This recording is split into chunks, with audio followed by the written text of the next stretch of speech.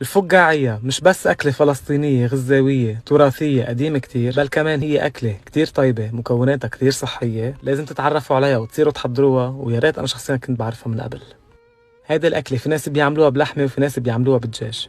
بنبلش أول شي بسلق اللحم الشقف مع المطيبات، أكيد بنسلقها لحتى تستوي مزبوط ونحصل على المرقة اللي كتير طيبة اللي هي رح نستخدمها بقلب الطبخة. وبقلب طنجرة تانية تكون كبيرة بنحط أول شي زيت الزيتون، نرجع ننزل فوقهم بالبصل، بصلتين 3 مقطعين، منقليهم لحتى يبلشوا يدبلوا، ومن بعدين بننزل فوقهم بالمكون الأساسي لهيدي الطبخة واللي هو السلق. 5 6 7 8 رزمات من السلق، بنغسلهم كتير منيح، بنفرمهم فرمة خشنة وبنحطهم دغري بيهتروا وبيزموا ويبلشوا يبقوا المي اللي بقلبهم.